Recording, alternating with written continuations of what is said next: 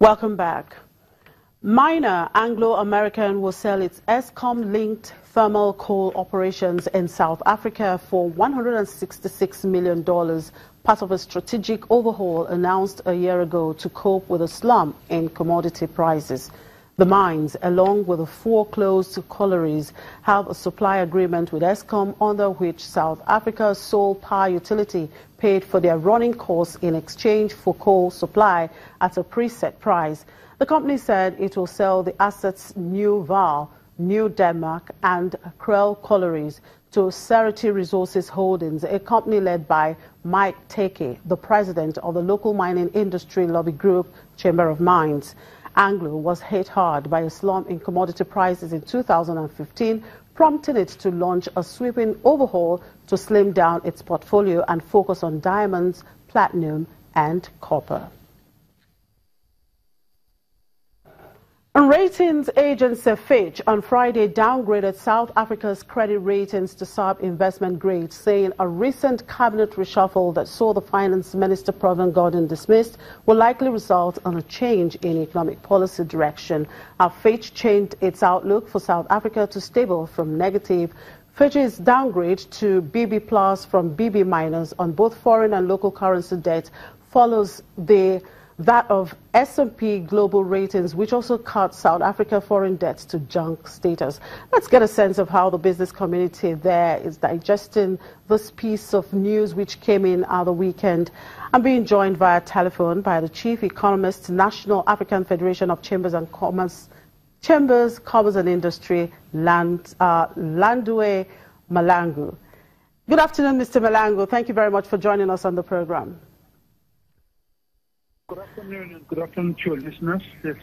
Right. Now, first it was S&P and now Fitch. What is the business community saying about this?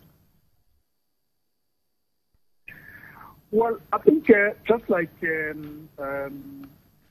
S&P, I would say it wasn't totally unexpected. I think one of the things that quite clearly seems to be weighing very heavily in the mind of the rating agencies is the perceived or possibility of policy uncertainty or policy changes, something that I think they obviously are quite concerned about because of, as you have stated in your background, because of the cabinet reshuffle and cabinet changes in the country. Now, how much of investment risks will this have on South African economy? Look, you know, the debt, or let me say, that is affected by the ratings of Fitch, for instance, that South Africa's only 20% of South African debt is foreign denominated. And that is the ratings that is actually focused on. It clearly, you know, will affect the, you know, investment in 2 ways. Because, you know, a rating downgrade is a double whammy. Firstly, it reduces the space, fiscal space. In other words, it just limits the sources upon which you'll be able to source funding. But also what it does is that even if you want more funding, it actually ensures that the new debt or stock of debt that you raise in the market is expensive. So it definitely would affect government programs in the most significant way. Now, Moody's has already put South Africa on review for a downgrade, although they are yet to announce their ratings. Do you expect Moody's to take the toll of its counterparts in doing this? Well, I think in the case of Moody's, remember the Standard & Poor's and Fitch have always rated South Africa just above what we call sub-investment grade, or what is normally called junk.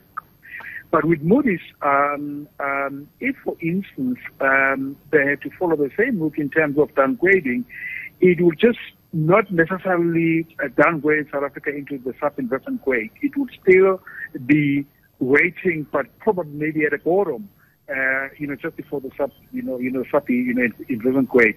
So what you're looking at a scenario of a very split rating by the by the various agencies. All right, thank you very much for your time, Mr. Landiwe Melango. Thank you for your time.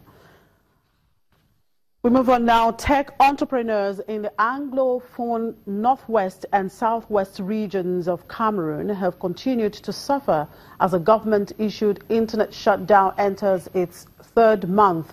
Cameroon's English-speaking regions say the government has shut down the internet in a bid to crush dissent after protests broke out last year against alleged marginalization of these areas by French-speaking authorities. Imagine having to drive 30 kilometers from home just to use the internet.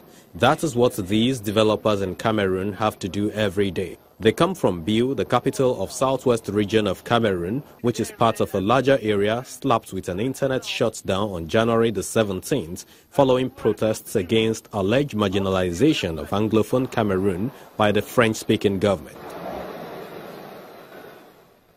80 days into the shutdown, business people like Churchill Mambe Nanje, who runs Unjaku, an Africa-wide online jobs platform, have become migrants.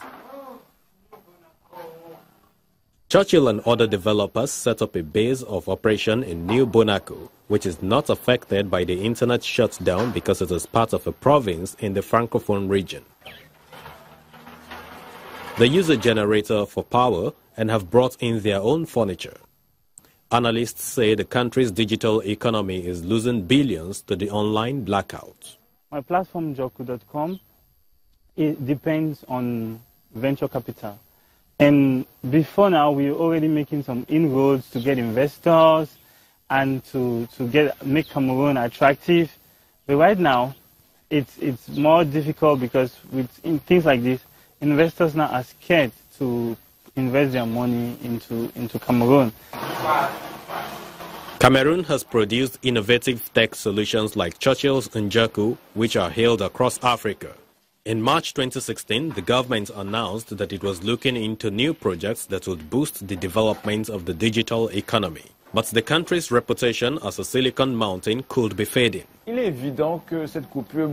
have already lost an estimated 443 million CFA, about $729,000 during the time of the shutdown. All those zones that are considered as Silicon Mountain, which represents the economic lung, which have been evolving and initially had the support of the president, who also encouraged for the growth of the digital economy. So it's paradoxical, to say the least.